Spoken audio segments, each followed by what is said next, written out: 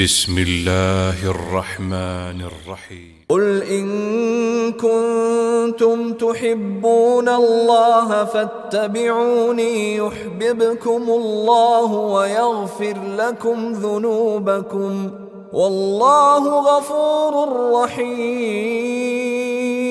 ہمیشہ سنت پر عمل کرنے اور سنت کی دعوت دینے والوں ہی کو سخت آزمایا جاتا ہے، اور سنت کی دعوت اور سنت پر عمل ایک ایسا یہ عمل ہے کہ ساری دنیا ان کے مخالف ہو جاتی ہے۔ شرح السنة تأليف إمام أهل السنة والجماعة في عصره أبي محمد الحسن بن علي بن خلف البربهاري۔ الحمد لله الذي هدانا للإسلام ومن علينا به وأخرجنا في خير أمة، اعلموا أن الإسلام هو السنة والسنة هي الإسلام، أشهد أن محمد رسول الله۔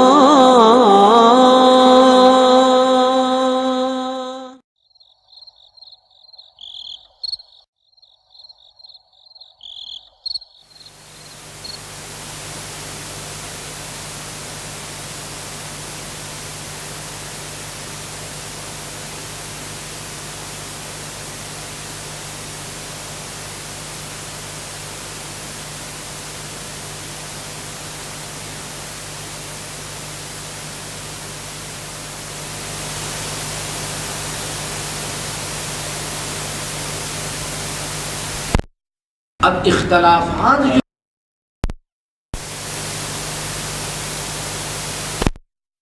کے پھیل جانے کے بعد نجات کا صرف ایک راستہ رہے گا ہدایت کے، کیا؟ فعلیکم بسنتی وسنت الخلفاء الراشدین المہدیین عضوا علیہا بالنواجذ۔ میری سنت اور ہمارے خلفائے راشدین کی سنت کو مضبوطی سے پکڑا، عضوا علیہا بالنواجذ، اپنی دانتوں سے وہ مضبوطی سے انہیں پکڑ لینا، ٹھیک ہے نا؟ یہی ایک راستہ۔ اس وقت جب اختلاف ہو جائے گا تو یہی نجات کا اور کامیابی کے لیے ایک راستہ کیا ہے؟ فعلیکم بسنتی وسنت الخلفاء الراشدین المہدیین عضوا علیہا بالنواجذ۔ لیکن فوراً نجات کا ذریعہ کیا ہے؟ فلاح و کامیابی کا صراط مستقیم پر قائم رہنے کا راستہ کیا ہے اختلاف کے وقت؟ فعلیکم بسنتی وسنت الخلفاء الراشدین المہدیین عضوا علیہا بالنواجذ۔ بات ہو گئی نا؟ فوراً آپ نے اسی حدیث میں ان لوگوں کا تذکرہ کیا جو یہ منہج چھوڑ دیتے ہیں۔ یہی منہج ہے نا، ما انا علیہ واصحابی۔ اس لیے اللہ تعالیٰ نے کیا فرمایا؟ وَإِيَّاكُمْ وَمُحْدَثَاتِ الْأُمُورِ، وَإِيَّاكُمْ وَمُحْدَثَاتِ الْأُمُورِ، اور تم اپنے آپ کو بچاؤ، بچانا کس سے؟ محدثات الامور، نئی نئی محدث یعنی نئی نئی بدعتیں جو ایجاد کی ہو جائیں گی ان سے اپنے آپ کو بچانا۔ اب یہاں ذرا غور کرو کہ شروع میں اللہ رسول نے کیا بیان فرمایا؟ فَإِنَّهُ مَن يَعِشْ مِنْكُمْ فَسَيَرَىٰ اخْتِلَافًا کثیرا، کیونکہ تم میں سے جو لوگ میرے بعد زندہ رہیں گے، باقی رہیں گے، وہ امت میں کیا دیکھیں گے؟ بہت سارا اختلاف۔ اور وہ اختلاف ایسا نہیں کہ ہاں یہودی عیسائی سے ملا کر کے، یہ امت دعوت اجابت، جو لوگ منکم، جو تم لوگ کلمہ پڑھ کے مسلمان ہو گئے، وہ تمہارے درمیان اختلاف ہوگی۔ یہاں منکم ہے نا، من الناس منکم، تمہارے اپنے درمیان، تم کلمہ پڑھنے والوں مسلمانوں تمہارے درمیان بڑے اختلافات ہو جائیں گے۔ پتہ چل گیا کوئی سیاسی اختلاف نہیں ہے، سارا اختلاف کیا ہے؟ دینی اختلاف ہوگا۔ اور پھر اس مخرج یعنی اس اختلاف میں نجات کا راستہ کیا ہوگا؟ آنے فرمایا علیکم بسنتی وسنت الخلفاء الراشدین المہدیین عضوا علیہا بالنواجذ. ٹھیک ہے. پھر اس کے بعد فوراً آپ نے ان لوگوں کا انجام بتایا جو علیکم بسنت، اختلاف کے وقت جو علیکم بسنتی وسنت الخلفاء الراشدین المہدیین کا لحاظ نہیں رکھیں گے. پھر وہ کیا ہو جائیں گے؟ وَإِيَّاكُمْ وَمُحْدَثَاتِ الْأُمُورِ، تم اپنے آپ کو بچانا محدثات امور سے. محدث عربی زبان میں حدیث کہتے ہیں نئی چیز کو. کیا؟ حدیث. اور محدث وہی بدعت کو کہا جاتا ہے. ہر وہ چیز جو دین میں نئی ایجاد کی جائے اس کو کیا کہا جاتا ہے؟ محدث. ایاکم ومحدثات الامور، محدث ایک بدعت اور محدثات وہ جمع کا صیغہ. وَإِيَّاكُمْ وَمُحْدَثَاتِ الْأُمُورِ، اور تم لوگ اپنے آپ کو بچانا. کس سے بچانا؟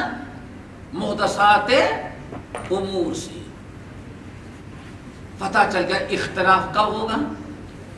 جب علیکم بسنتی وسنت الخلفاء الراشدین کو چھوڑ کر کے لوگ طرح طرح کی بدعتیں ایجاد کرنے لگیں گے تو وہی امت میں کیا ہو جائے گا؟ اختلاف. اختلاف کہاں سے ہوگا؟ بدعات کے سبب. اختلاف کی وجہ کیا ہوگی؟ طرح طرح کی بدعتیں. پھر آپ نے فرمایا وَكُلُّ بِدْعَةٍ ضَلَالَةٍ، ہر بدعت کیا ہے؟ گمراہی. وَكُلُّ ضَلَالَةٍ فِي النَّارِ، اور ہر گمراہی انسان کو کہاں لے جائے گی؟ جہنم. اب پوری حدیث پر ذرا غور کریں، خاص طور سے فَإِنَّهُ مَن يَعِشْ مِنْكُمْ فَسَيَرَىٰ اخْتِلَافًا كَثِيرًا. تو منہج چھوڑنے والوں کا انجام کیا ہوگا؟ وہ طرح طرح کی بدعات میں مبتلا ہوگا. طرح قسم قسم کی بدعات میں مبتلا ہوگا اور بدعات ان کو کھینچ لے جائے گی. کتنی شدید وعید. تو ایک برا انجام طے ہوا، ہلاکت کی، کہ انسان صراط مستقیم سے محروم اور طرح طرح کی بدعات میں وہ مبتلا. اور بدعتی کا انجام جو ہے دنیا میں اللہ کی لعنت، پھٹکار، جہنم کی وعید، ساری چیزیں. اور اسی حدیث سے یہ بھی معلوم پڑ گیا کہ بدعات ہی سبب ہوتی ہیں منہج سلف کو چھوڑنے کے بعد ہی نیا فرقہ پیدا ہوتا ہے. فرقے کہاں سے پیدا ہوتے ہیں؟ منہج کو چھوڑنے کے بعد ہی فرقے اسلام میں پیدا ہوتے ہیں. جہاں کتاب و سنت کسی نے چھوڑا ایک نیا فرقہ موجود سامنے آ. خود آپ اپنے ہاں موجودہ فرقوں میں دیکھیں گے تو جہاں کسی نے کتاب و سنت چھوڑا وہاں ایک نیا فرقہ ہمارے ہاں موجود ہے. ایک. نمبر 2، منہج کو انسان نے چھوڑا تو شیطان نے اس کو کیا کیا؟ فوراً اچک لیا. فوراً اچک لیا، اپنے قابو میں کر لیا. اور شیطان کی عادت کیا ہے؟ یمدونہم فی الغی. ایک مرتبہ شیطان نے کسی کو اچک لیا تو اللہ فرماتے ہیں اب وہ شیطان ان کو گمراہی میں کھینچتا ہی جاتا ہے.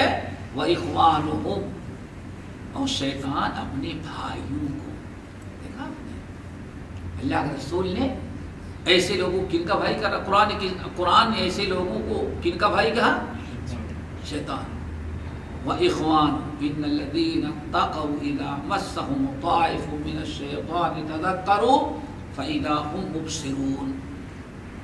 وَإِخْوَانُهُمْ يَمُدُّونَهُمْ فِي الْغَيِّ ثُمَّ لَا يُبْصِرُونَ. جو تقوی والے ہیں متقی شیطان کبھی ان سے برائی کروایا ہوش آ جاتا ہے تو فوراً توبہ استغفار کر لیتے ہیں، اور ہوش آ جاتا ہے کہ واقعی شیطان ہم سے گناہ کام کروا رہا ہے، لیکن اللہ فرماتے ہیں وَإِخْوَانُهُمْ، اور جو شیطان کے بھائی ہیں، شیطان تو ان کو گمراہی میں ڈالا بدعت میں، اور پھر ان کو یمدونہم، ان کو کھینچتا ہی جاتا ہے برائی کے اندر، ثم لا یقصرون، پھر شیطان کوئی کسر باقی نہیں رکھتا۔ اب دیکھو سورۃ انعام میں چند آیات ہیں، 153 52 50 سے آپ شروع کریں گے سورۃ الانعام، تو یہ بڑا اہم موضوع وہاں بیان کیا گیا، صراط مستقیم کی بڑی وضاحت کی گئی ہے۔ قل تعالوا اتل ما حرم ربکم علیکم الا تشرکوا به شیئا، آپ پڑھ رہے ہیں اس کو، ذالکم وصاکم بہ ذالکم وصاکم بہ ذالکم وصاکم، وہاں اللہ تعالیٰ نے 10 چیزیں بیان کی، اور انہیں 10 چیزوں کے مجموعے کا نام اللہ نے کیا قرار دیا ہے؟ وَأَنَّ هَذَا صِرَاطِي مستقیم، یہ ہے صراط مستقیم۔ وہ 10 باتیں ہیں، ان کو وصایا العشرہ کہا جاتا ہے، 10 وصیتیں ہیں جو اللہ تعالیٰ نے سورہ انعام کی ان آیات میں بیان کی۔ نبی علیہ السلام نے جب یہ آیت تلاوت کی، اس میں آخری آیت کیا ہے؟ وَأَنَّ هَذَا صِرَاطِي مستقیم، یقیناً یہی ہمارا راستہ، سیدھا راستہ ہے، صراط مستقیم کہتے ہو نا، وَأَنَّ هَذَا صِرَاطِي مستقیم۔ نبی علیہ السلام نے آیت تلاوت کی، ان آیات کو تلاوت کیا، اور تلاوت کرنے کے بعد جب اس آیت پر آئے وَأَنَّ هَذَا صِرَاطِي مُسْتَقِيمًا فَاتَّبِعُوهُ، کہ اللہ فرماتے یہی میرا صراط مستقیم، یہی سیدھا راستہ ہے میرا، اور فَاتَّبِعُوهُ، تم لوگ اسی کی پیروی کرو،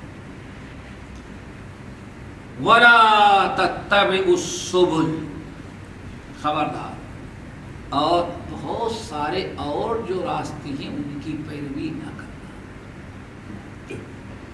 فَتَفَرَّقَ بِكُمْ عَنْ سَبِيلِهِ، نہیں تو تمہیں اللہ کے راستے سے الگ کسی اور راستے پر ڈال دے۔ ذَلِكُمْ وَصَّاكُمْ بِهِ، یہی وہ چیز ہے جس کی وصیت اللہ تعالیٰ تم کو کرتا ہے، لَعَلَّكُمْ تَتَّقُونَ، تاکہ تم لوگ بچو۔ نبی علیہ السلام نے اس آیت کو تلاوت کیا، تلاوت کرنے کے بعد صحابہ کرام سے کی بڑی جماعت ہے، کئی صحابی سے حدیث منقول ہے، نبی علیہ السلام کے بارے میں آیا، آپ نے فخط خطاً، اللہ اکبر، کتنی وضاحت۔ آج لوگوں کو بڑی پریشانی کہتے کیسے پتا جس رات مستقیم کیا، جب آدمی پڑھے گا نہیں سیکھے گا تو مشکل ہے۔ اس آیت کو آپ نے تلاوت کیا فخط خطاً، پھر آپ نے ایک لمبی سے لکیر کھینچی، خط بالکل ایسے سیدھے، ٹھیک ہے، وَخَطَّ خَطَّيْنِ عَنْ يَمِينِهِ وَخَطَّ خَطَّيْنِ عَنْ شِمَالِهِ، ایک روایت، پھر 2 لکیریں چھوٹی چھوٹی دائیں طرف کھینچ دی اور 2 لکیریں بائیں طرف کی، اور بعض روایت میں کیا وَخَطَّ خُطُوطًا، پھر چند بہت سارے لکیریں آپ نے دائیں طرف کھینچ دی اور بہت ساری بائیں طرف، پھر آپ نے اسی لمبی لکیر جو لمبی سے کھینچی تھی، آپ نے اسی پر اپنا دست مبارک رکھا، اور پھر فرمایا یہ ہے صراط مستقیم، اسی کی تمہیں پیروی کرنی ہے، اور اس کو چھوڑ کر کے دائیں بائیں جو اتنے راستے نکلے ہوئے ہیں، خبردار ان میں سے کسی راستے کی پیروی نہیں کرنی۔ کیوں؟ ان راستوں پر چلنے میں کیا حرج ہے، کیا نقصان ہے آپ کا؟ اللہ تعالیٰ نے فرمایا فَتَفَرَّقَ بِكُمْ عَنْ سَبِيلِهِ، انہیں میں سے اگر کسی ایک راستے کو بھی تم نے پکڑا اور اپنایا تو تم تو چلتے جاؤ گے، لیکن فتفرق بکم عن سبیلہ، لیکن نقصان کیا ہوگا؟ یہ جو صراط مستقیم ہے اس سے تمہارا راستہ جدا ہو جائے گا، یعنی اب تم صراط مستقیم پر نہیں چلے بلکہ کسی اور راستے پر چلے، یہ تو ہے۔ اور بعض روایتوں میں بڑی وضاحت ہے، یہ ساری روایتیں اگر آپ کو کبھی دیکھنا ہو تو مشکات کے کتاب الایمان باب الاعتصام بالکتاب والسنہ کے اندر مل جائیں گے۔ نبی علیہ السلام نے ایک موقع پر خوب لمبی سے آپ نے مثال دی، فرمایا لوگوں صراط مستقیم کی مثال یہ ہے کہ ایک راستہ بنا ہوا ہے اور اس راستے کے دائیں بائیں دیواریں کھڑی ہیں، کھلا ہوا، بالکل کھلا ہوا نہیں ہے، ایک راستہ تو ہے لیکن دونوں اس راستے کے دونوں کنارے دائیں بائیں جو ہیں وہ دیوار ہے، اور ہر قدم پر چند فٹ کے فاصلے پر دونوں طرف دروازے کھلے ہیں۔ کتنی مثال اللہ رسول نے کیسے کی۔ وَعَلَى جَنْبَتَيِ الصِّرَاطِ، سیدھا راستہ تو ہے لیکن اس راستے کے دونوں دائیں بائیں لمبی سے دیوار ہے، اور دونوں دیواروں میں جگہ جگہ کیا بنا ہے؟ دروازہ، اور دروازہ جو ہے وہ بند کرنے کا، دروازے کی جگہ تو کھول دی گئی ہے لیکن دروازہ اس میں لگا نہیں کہ بند کر دیا جائے، تالا لگا دیا جائے، نہیں، دروازے کی جگہ ہے لیکن اس میں دروازہ لگا نہیں، بس ایسے ایک پردہ لٹکا ہوا، پردہ بڑا عالیشان ہے، پردہ بڑا عالیشان ہے، جتنے دروازے کھولے گئے ہیں کسی میں دروازہ بند کرنے کے نظام نہیں، دروازہ لگایا ہی نہیں گیا ہے، صرف پردے لگے۔ وَعَلَى رَأْسِ الصِّرَاطِ، اب ذرا غور سے سنیں، وَعَلَى رَأْسِ الصِّرَاطِ، اور راستہ جہاں سے شروع ہوتا ہے وہاں ایک انسان کھڑا ہے، سمجھ رہے ہو نا، ایک آدمی کھڑا ہے۔ جب بھی کوئی اس راستے پر چلنے داخل ہونے لگتا ہے کہتا ہے بھائی دیکھو سیدھا راستہ چلے گا نا، خبردار دائیں بائیں نہیں دیکھنا، اگر دیکھے تو وہیں رہ جاؤ گے، آگے نہیں جا سکے۔ اللہ اکبر، پردے اتنا دیدہ زیب، اتنے خوبصورت ہے کہ مت پوچھو، آدمی دل چاہتا تھا دیکھ لے، لیکن اس نے کیا بتایا؟ جہاں سے راستہ شروع ہو رہا تھا اس نے پہلے سمجھا دیا کہ سیدھا راستہ ایسے چلے جائیں، دائیں بائیں نگاہ نہ اٹھائے، کہیں کوئی روکے تو رکنا نہیں، بہت روکنے والے ملیں گے، تم سیدھا چلے جاؤ، اگر سیدھا چلے جاؤ گے تو پہنچ جاؤ گے، اور اگر کہیں ادھر ادھر گئے تو بس گھس جاؤ گے، پھر نہیں جا سکو گے۔ پھر جہاں راستہ ختم ہوتا ہے ایک شخص وہاں کھڑا ہے، جب یہاں سے اندر کوئی داخل ہونے لگا تو ادھر والے نے اس کو سمجھا دیا، بتا دیا، تنبیہ کر دی، جب داخل ہو گیا تو وہاں جو کھڑا ہے کہتا ہے سیدھے آ جاؤ، سیدھے آ جاؤ، دائیں بائیں پردہ نہیں اٹھانا، آ جاؤ آ جاؤ۔ اللہ اکبر، اور وہی جنت ہے، کہاں؟ وہ جنت ہے۔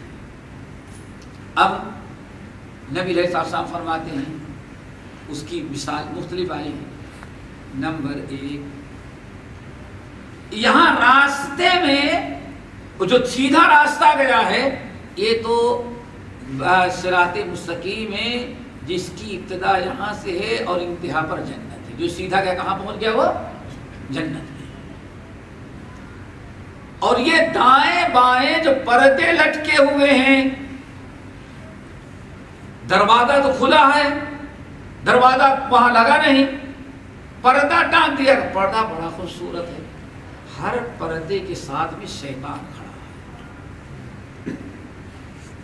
جب بندہ داخل ہوتا ہے تو اتنا خوشنما پردہ ہے، اور وہی شیطان وَعَلَىٰ رَأْسِ، ہر دروازے پر کون کھڑا ہوا ہے؟ پردے کے ساتھ شیطان۔ شیطان کی کوشش ہوتی ہے کہ جب بندہ جانے لگے سیدھا گیا تو جنت میں پہنچ جائے گا، ہمارا کام بگڑ گیا، وہیں کھڑا ہے کہ کسی بھی صورت اس کو جہاں بلا دیا جائے، آگے نہ جانے دیا۔ اور وہ جو سامنے کھڑا ہوا ہے، یہاں جو کھڑا تھا راستے میں، وہ شخص جو راستے میں داخل ہونے کا وقت شروع ہی میں تنبیہ کرتا تھا، یہ قرآن پاک ہے جو آپ کو کہتا ہے بھائی سیدھے چلے جاؤ، ان ھذا القرآن یہدی للتی ہی اقوام، قرآن جو بالکل سیدھے راستے کو بتاتا۔ سورۃ الکہف کی ابتدا میں بھی ہے، یہ سیدھا راستہ بتاتا، انسان کو وارننگ کر رہا ہے، دے رہا ہے، شرک سے روک رہا ہے، بدعات سے روک رہا ہے، نفاق سے روک رہا ہے، حرام کاریوں سے روک رہا ہے، سیدھے جاؤ، دائیں بائیں نہیں۔ اور وہاں جو کھڑا ہوا ہے آخر میں، آنے فرمایا کو مومن کا ایمان ہے، اللہ سے دعا کرو ایسا ہی ایمان ہے، وہاں ایمان کھڑا ہے۔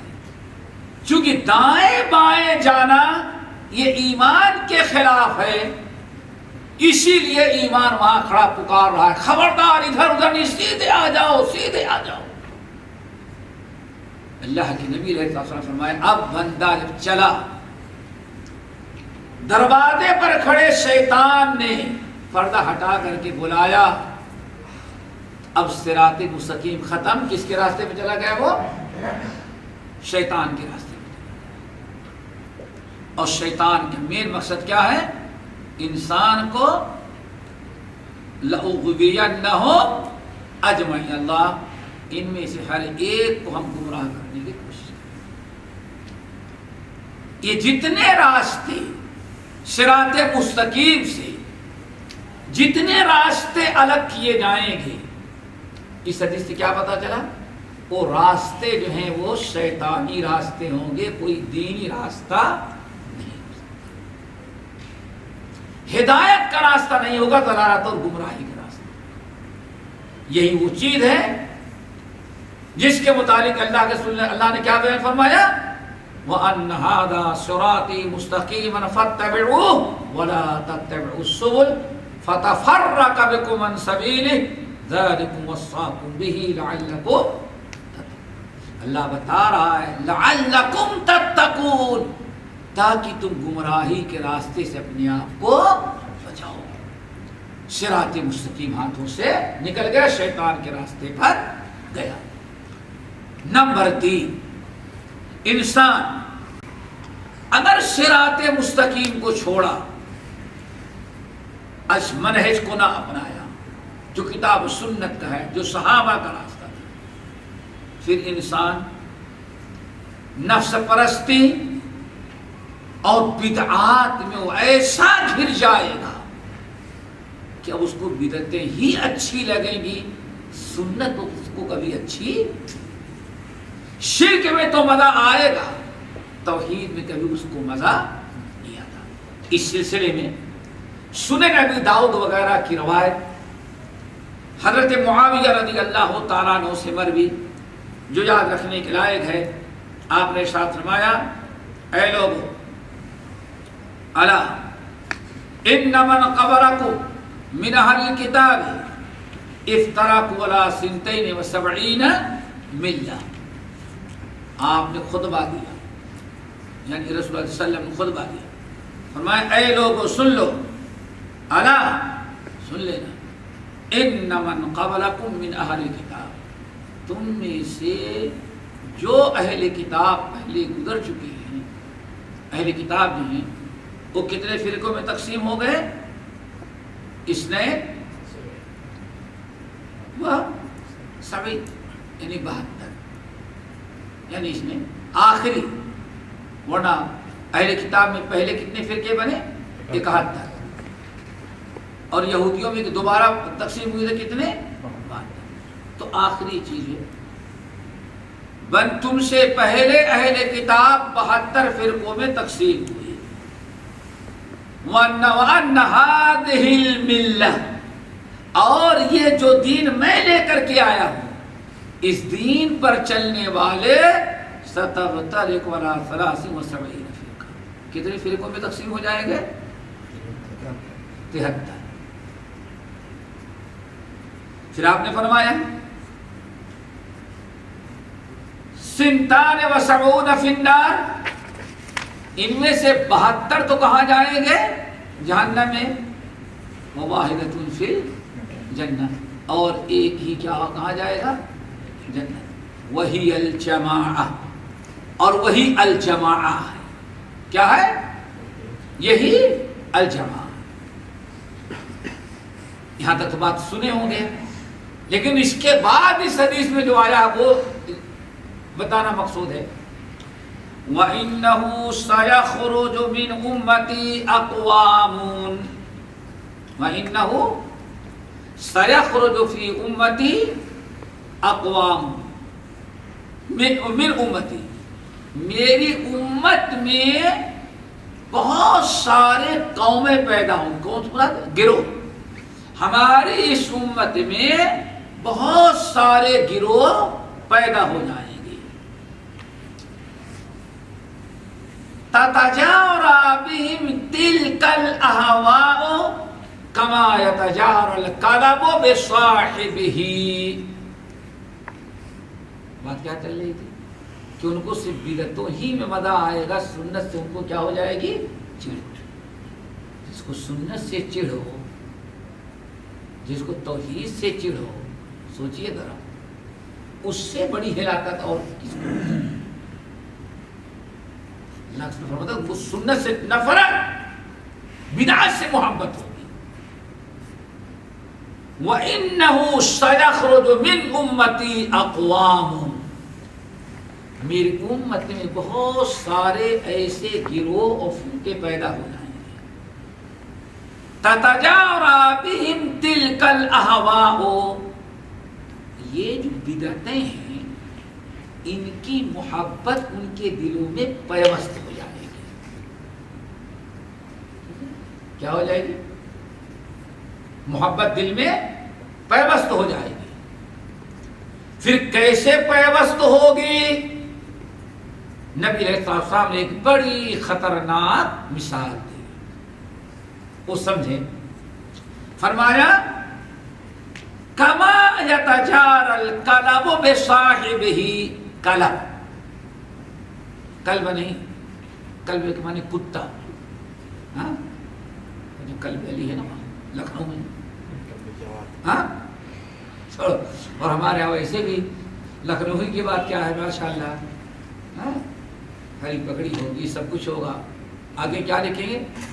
سگے مدینہ عفی عنہ، مدینے کے کتے کو اللہ معاف کرے۔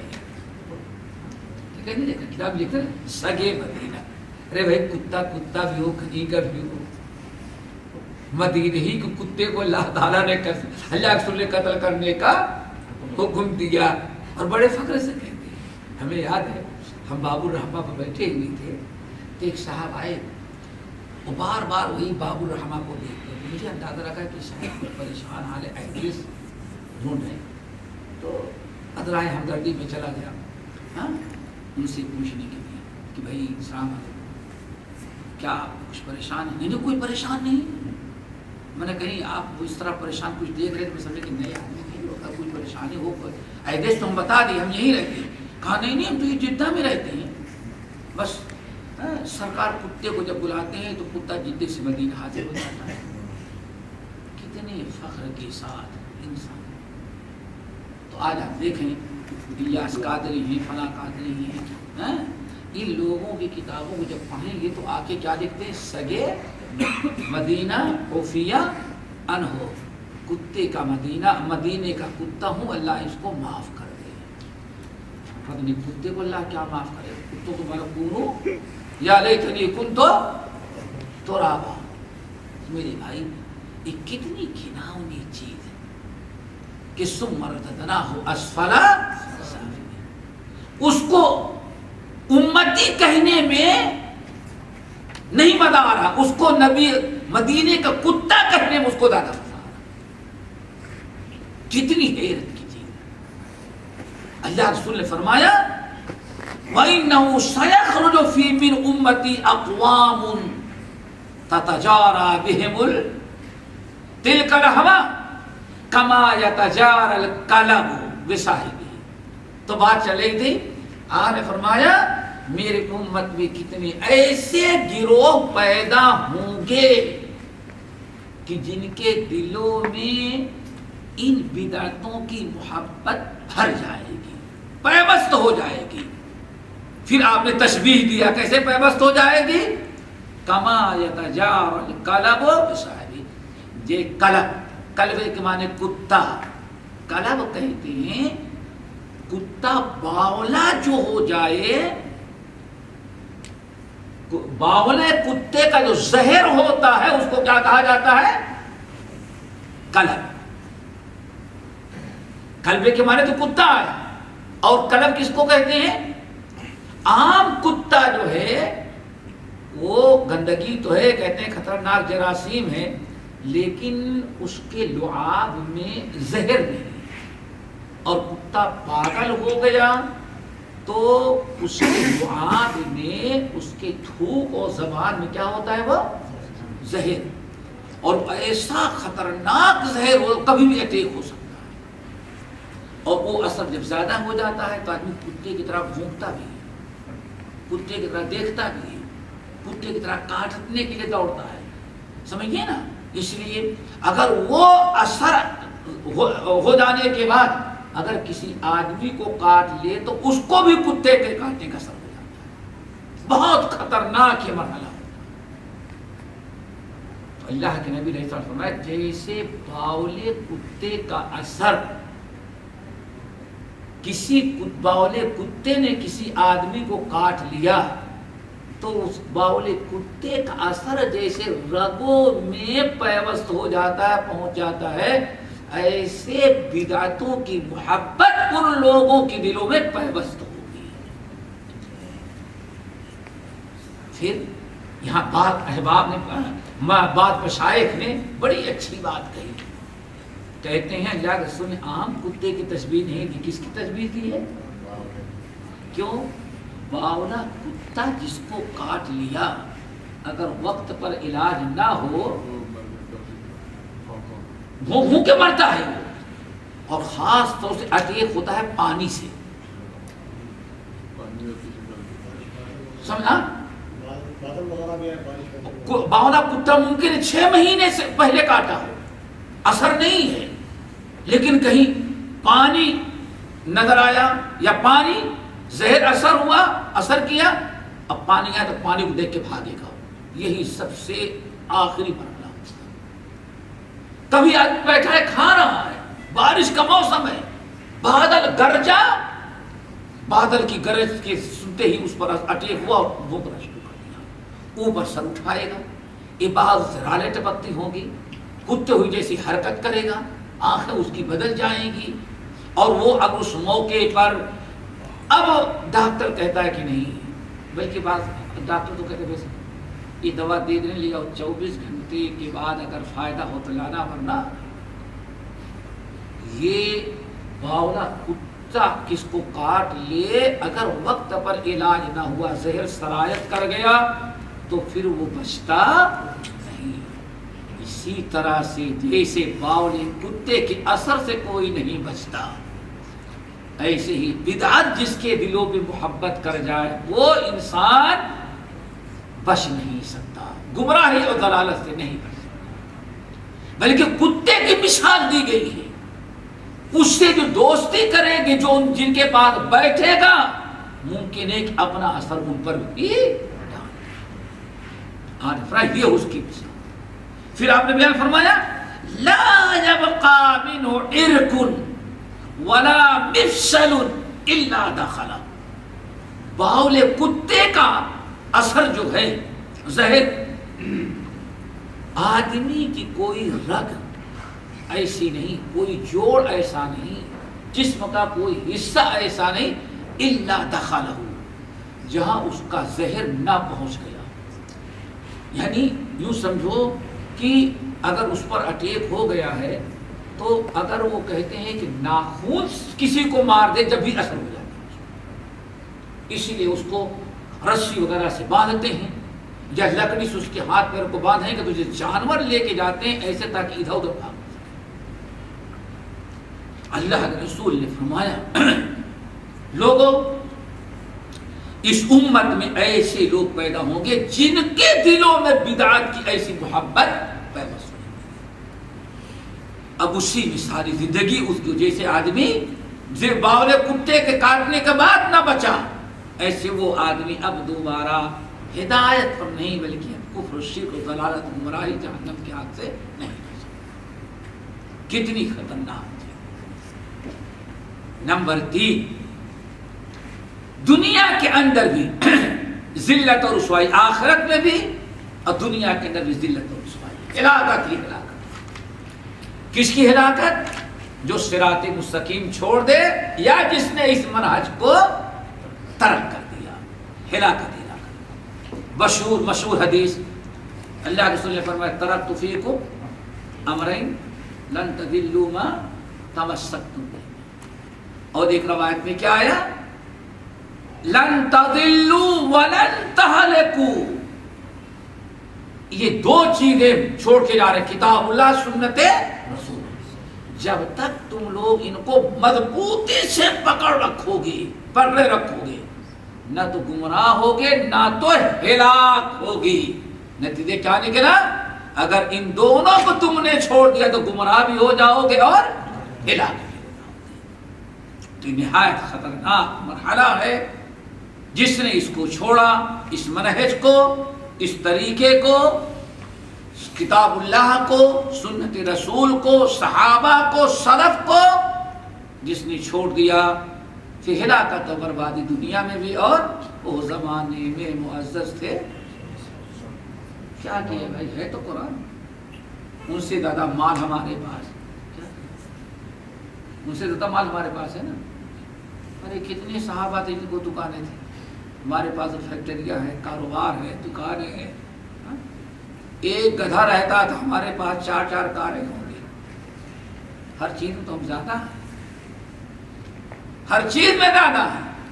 لیکن ماشاءاللہ جب اس منہج پر قائم رہے، ربعی بن عامر رضی اللہ تعالیٰ عنہ جب داخل ہوئے کسریٰ کے دربار میں، کمبخت بہت دور سے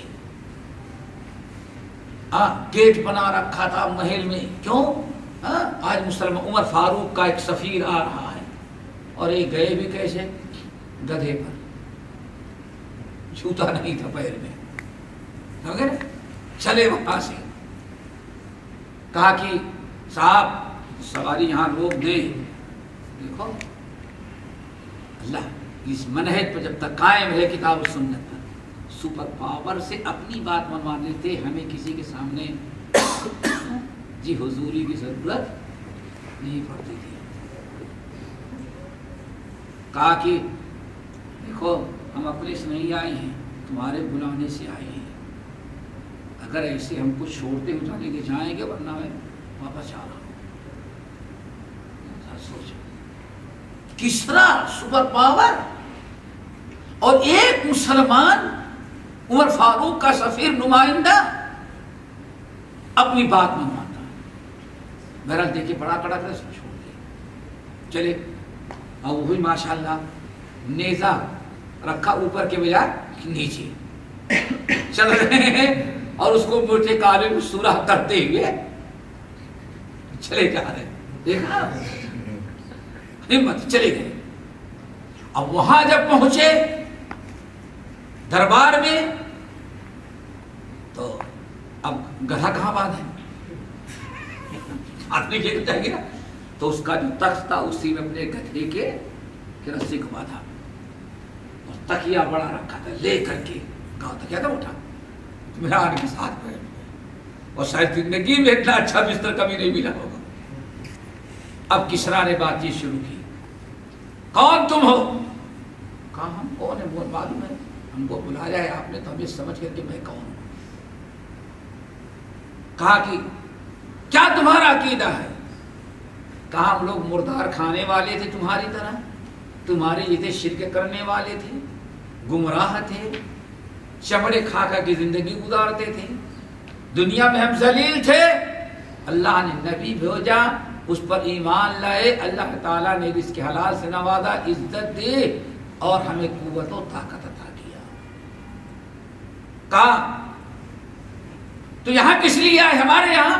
کہا ہم آئے نہیں، اللہ نے ہم کو بھیجا ہے۔ ایک انسان کسرا کے دربار میں اتنی جرات کے ساتھ للکار کر کے اپنی بات بنواتا۔ کہا کہ یہاں کیوں آئے؟ کہا ابتعثنا اللہ، اللہ نے مجھے بھیجا ہے۔ کس لیے آئے ہیں؟ تاکہ اللہ کے بندوں کو، بندوں کی عبادت سے نکال کر کے صرف کس کی عبادت پر لگائیں؟ اور تم جو لوگوں پر ظلم کرتے ہو، اس ظلم سے نجات دلا کر کے امن و امان نصیب کریں، اور جو دنیا میں ان کو تنگی ہے اس تنگی سے نکال کر کے کوئی خوشحال زندگی ادا کریں۔ ساری باتیں کہی تو کسرا نے جنرل کی کرنل کون ہوتا ہے فوج کے سب سے بڑا؟ کرنل کون ہوتا ہے؟ وزیر دفاع تو ملا۔ کہا اس کی بات سنے تو بڑا عقل مند لگ رہا ہے، کوئی معمولی بات ہے، اس کی باتوں کو ذرا سننا غور سے،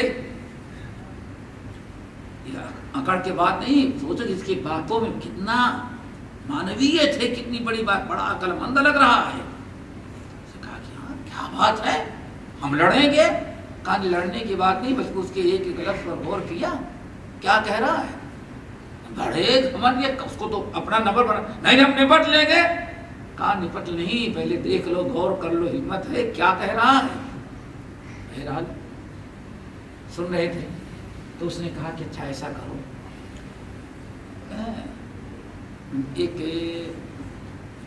اس نے کہا ایسا کرو کہ تم واپس چلے جاؤ اور ہمیں ہفتے عشرے کا موقع دو تاکہ ہم اپنے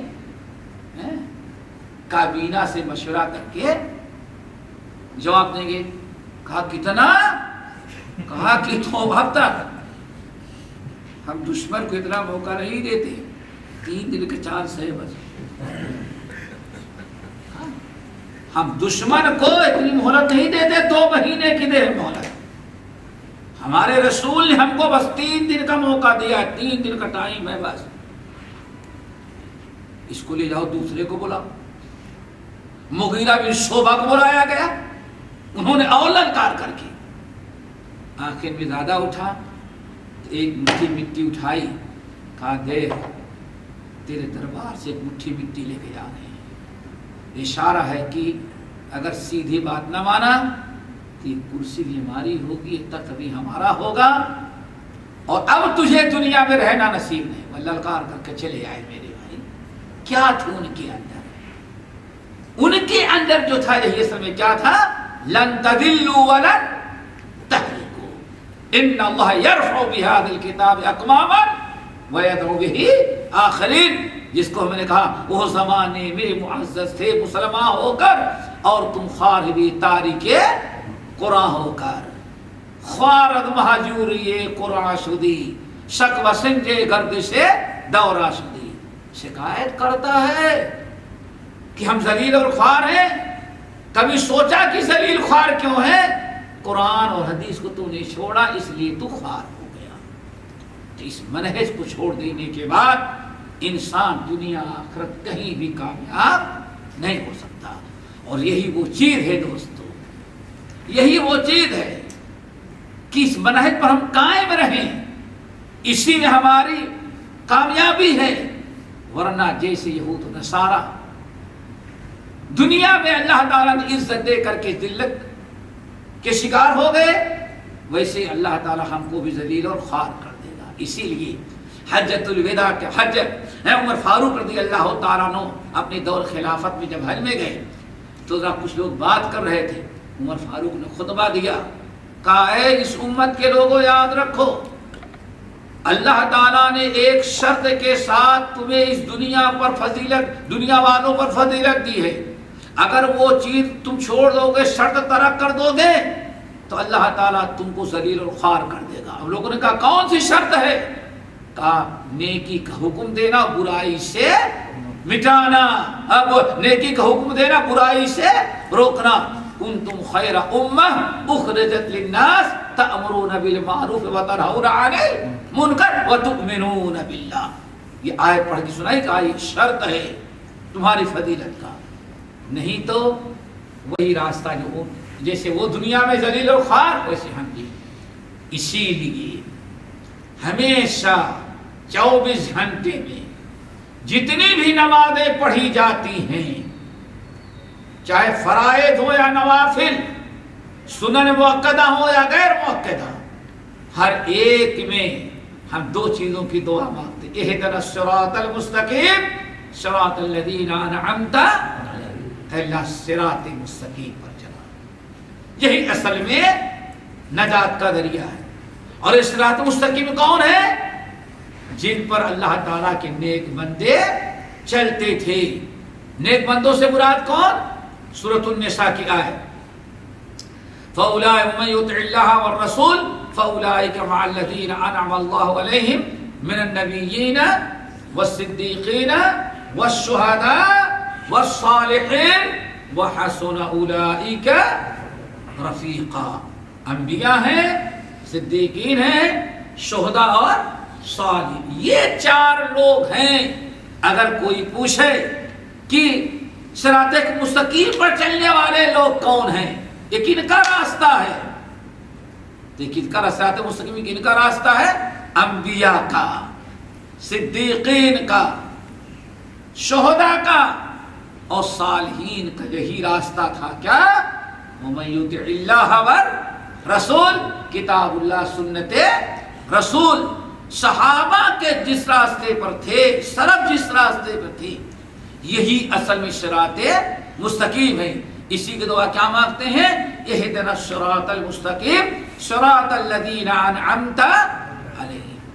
اسی پر بس نہیں، اسی پر دعا ختم نہیں ہوئی، اور کیا ہے؟ غیر اللہ مغضوب علیہم اور ضالین کے راستے سے بچانا۔ کیوں؟ یہ دونوں جو ہیں منہج سے ہٹ گئے، صراط مستقیم سے ہٹ گئے، نہ مغضوب علیہم صراط مستقیم پر رہے اور نہ تو ضالین۔ مغضوب علیہم قرآن پاک میں یہودیوں کو مغضوب علیہم کہا گیا اور عیسائیوں کو ضالین۔ عدی بن حاتم طائی رضی اللہ تعالیٰ عنہ کی حدیث، انہوں نے پوچھا نبی علیہ السلام سے، یا رسول اللہ مغضوب علیہم کون ہے؟ تو آپ نے فرمایا یہود۔ کون ہے؟ یہود مغضوب علیہم، یعنی پر اللہ تعالیٰ کا۔ اور ضالین کون ہے؟ آپ نے فرمایا نصارہ۔ اب ان دونوں کو، دونوں اہل کتاب اور دونوں اسلام کے روح سے، اسلام سے خارج کافر ہیں، لیکن دونوں کی سزائیں کیوں؟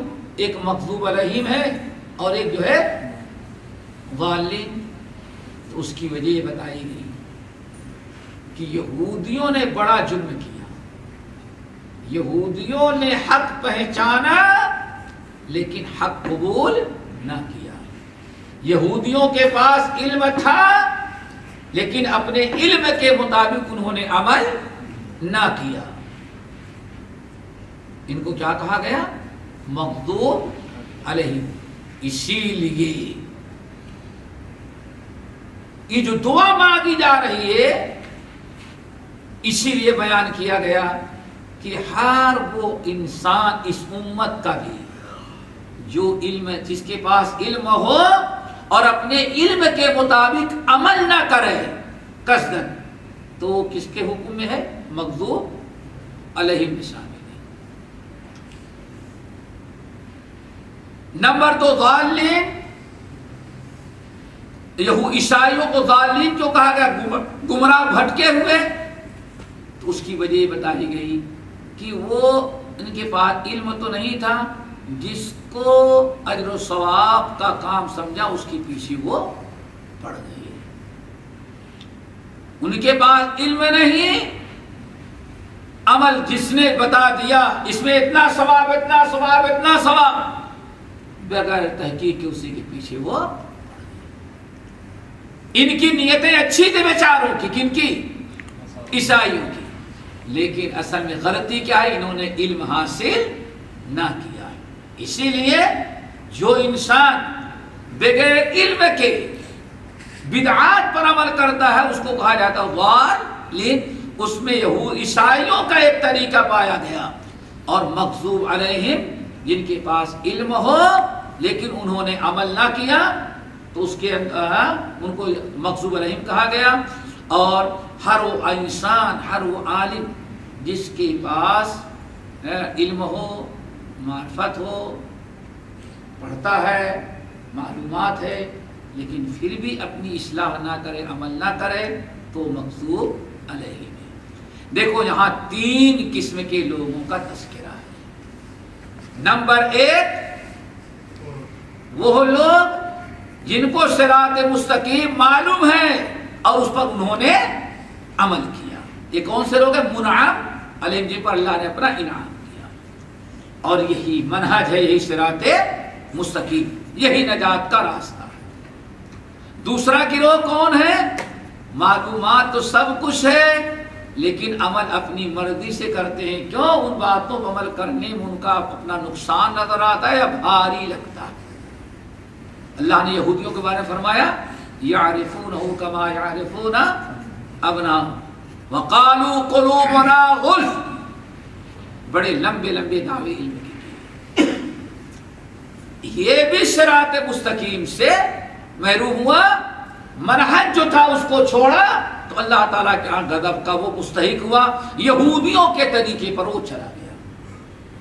اور تیسرا گروہ لا علموں کا ہے لیکن ہیں بڑے عابد اور زاہد، لیکن علم نہ ہونے کے بنا پر جو اللہ کے تقرب کے لیے، اللہ کو راضی کرنے کے لیے، جنت تک پہنچنے کے لیے جو عمل اپنایا وہ بدعتیں ہیں، باپ دادا کے طور طریقے ہیں، بغیر علم کے جس کو بھی انہوں نے اچھا سمجھا اس پر عمل کر کے، حالانکہ وہ بدعت ہے.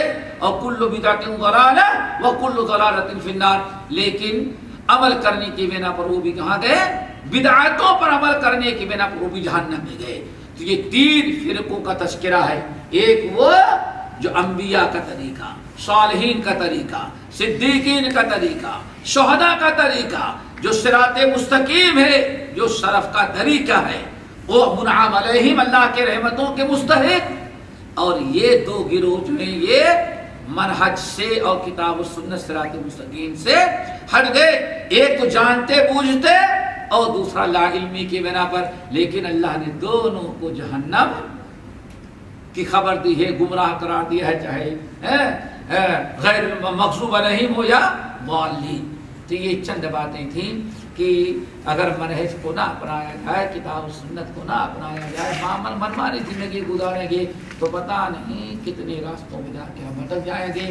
اس لیے ضروری ہے دین کا سیکھنا، منہج کو پہچاننا، منہج کا علم ہونا، تاکہ انسان زندگی گزارے تو شریعت کے مطابق گزارے. باقی انشاءاللہ اگلے ہفتے سے شرح السنہ اصل مطلب جو ہے وہ کتاب شروع ہو جائے گی. اللہ تعالیٰ أشهد أن محمد رسول الله.